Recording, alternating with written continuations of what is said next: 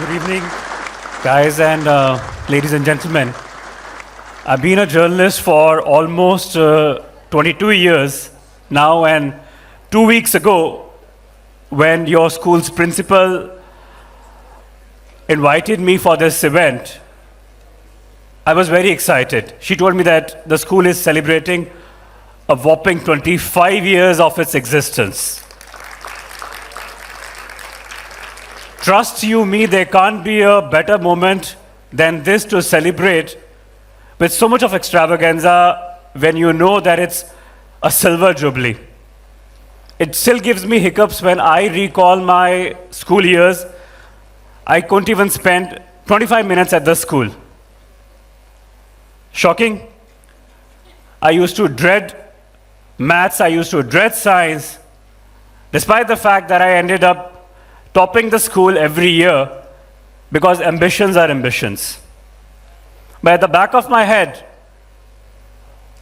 it's people like you whose successes, meteoric successes, I always wanted to chronicle, write, report from different parts of the country, different parts of the world.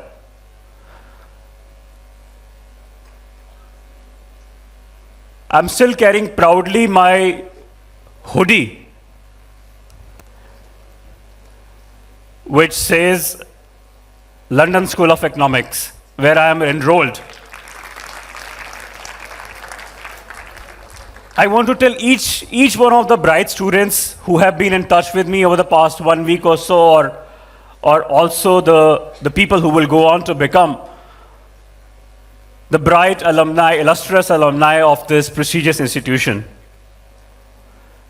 that it's teachers and students together who are like copy and paste function of computer.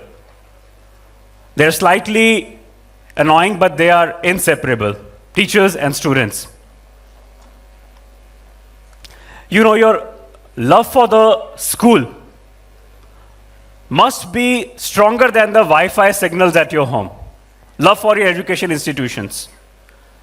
And that's what continues to bring that yearning inside me when, even after 2 decades of journalism that I have worked across print media, digital media, television, and now in entrepreneurship of my own, I keep going back to academic institutions. Your education institution should give you the same feeling which you get when you get your favorite food at the restaurant. Which is why, I want to talk to you about why it is essential to write about the diaspora as proud as you guys have been. I was speaking to a young guy here who told me that his father works at a very prominent position in the energy sector in Qatar. And there are more people from the diaspora than even Qataris. Isn't that remarkable? You see, when I look at the career of diaspora, I find it very amazing that people across the world, across the globe, have ratcheted up success which not many of you even know about. And there is so little knowledge about them in the prominent media. 4 years back when I started the New Indian, I said, we are going to talk to people where my show is going to be called India Abroad. I must be a very young kid when I dreamt of entering the White House, but I thought it was going to be an unfathomable dream. A dream that came true to me when in 2022 I entered the White House. I entered the White House with a mic in my hand and I reported the meeting of the then President, US President Biden, with the Indian Premier. You see at my back this screen. This was one of my first shows when I thought that the prominent Indians' stories need to be told to the world. If people like you are living in Qatar, or like the gentleman you see at my back, he says he lost his Ferrari, he lost his Rolls Royce, and then went on to become one of the top politicians in the US, a congressman in Detroit, the land of automobiles. It's people like him. You look at this man, Dr. Vijay Vad, the Indian American doctor who says who can now cure arthritis in just 10 minutes. Who would have thought 30 years back or even 20 years back that arthritis can be cured in a jiffy? But here is a man. There was no one to tell his story, but we at the New Indian, we decided that people who are representing our roots, your roots in a foreign country, their stories, their success, their fights, their fightbacks have to be told and retold to the world. It's the Indian identity that you guys have kept together which has brought me, like the old saying says, the proverbial saying says, having crossed 7 continents. I was in London 2 weeks back, then I was in Poland, I was in Warsaw, and then I was in Mumbai, I was in Goa, I was back to Detroit.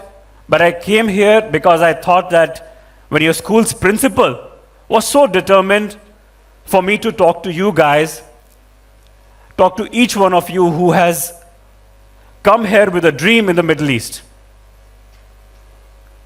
I thought those stories have to be told. For me, it's an opportunity to regale, to become a raconteur, to become someone who can understand what you guys have done remarkably to make this great institution run for 25 consecutive years.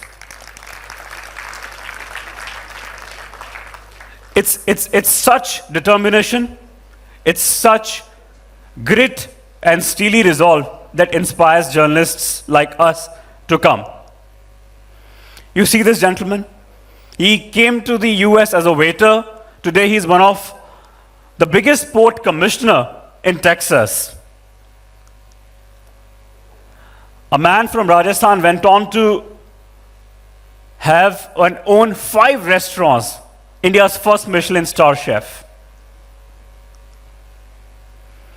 A Harvard medical doctor. He talks about why weight loss drugs are today becoming prominent. I mean, of course, it's a contentious issue. But the point is this, that such people are the ones who go on to bring energy, vivacity for all of us.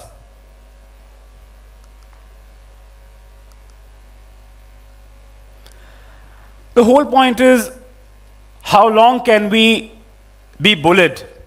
How long can we be told that we are a weak nation? Not anymore. When I go to the US, Europe, Middle East, it's the stories of meteoric rise. It's the stories of perseverance. It's the stories of rags to riches that we need to tell each other to ensure that institutions like this DPS continues to produce remarkable people.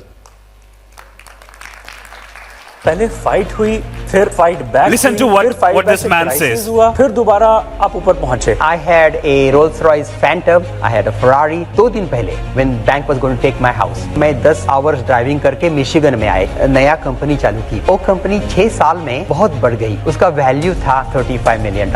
I didn't just take care of US athletes, I also took care of West Indies cricket team and fast bowlers for many years. 1997 to about 2007. There was a time when they also were getting beaten consistently by Indian cricket team, even in the World Cup or when India was traveling to the Caribbean. Cricketers came here to get treated. Especially the fast bowlers get these stress fractures all the way up and down their spine. They get very complicated, unique injuries. The role of drones in the future of warfare. The future is unmanned. Therefore, it is imperative to stay on the leading edge of that technology. And the leading edge because, again, you're in a competitive environment. And so if you're not at the leading edge of that technology from a scientific standpoint, then you're moving back.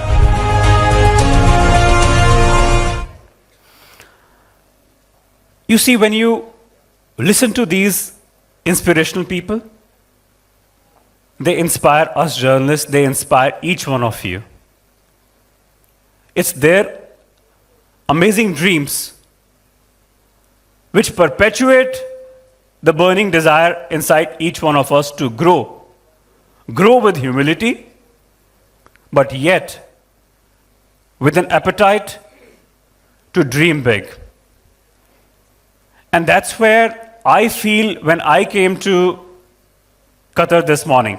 When I came to Doha, I came with an ambition, with an objective, which was to rub shoulders with the proud people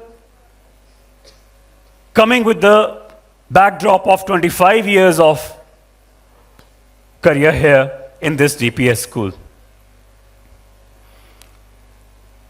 It's not easy task to stay away from your own country, but yet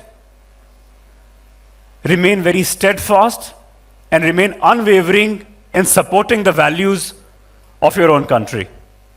To me, that is being an Indian. To me, that is being the diaspora. When I see the twinkle in the eyes of these young kids here,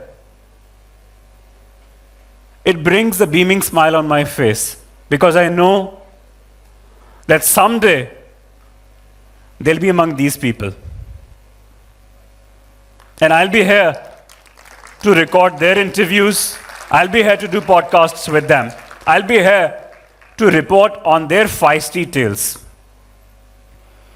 Tales that become inherent part of our own grooming. Tales that become an inherent part of education institutions like this one. I want to end the slide with something which is very personal to me, because one of the band was playing. अखियों में पानी दे गई, दुआ में मीठी गुड़धानी ले गई, रे कबीरा मान जा. It's a very meaningful song. Correct. But फिर भी youngsters, they love the song, and that's what's the best. You talked about your father playing an instrumental role in ji. shaping your talent ji. at a very young, tender बिल्कुल, age. बिल्कुल. I would also be very curious to know, and so will be the viewers of the New Yeah. Indian, where this interview is going to be broadcast on the New Indian platform. मेरा बचपन से clear था कि मुझे तो फिल्मों के लिए गाना है. I think this thought really helped. कि मुझे शुरू से ही मालूम था कि मुझे क्या करना है. तो क्या फिर बात बाकी है. सब चीजें जुड़ती गई, फिर अपना रास्ता भी उसी हिसाब से हम बनाते गए. You know why I wanted to end this PPT with this? The girl, the prominent singer said, मुझे तो शुरू से ही पता था. I knew it from the beginning where I wanted to reach. If you know your dreams, if you know your goals, if you know your objectives, you will cross thousands of obstacles to overcome them and achieve that. And that is what I also did when I came here. I left behind my body of work, my journalism. I said, let's connect with these people. That was my priority for today.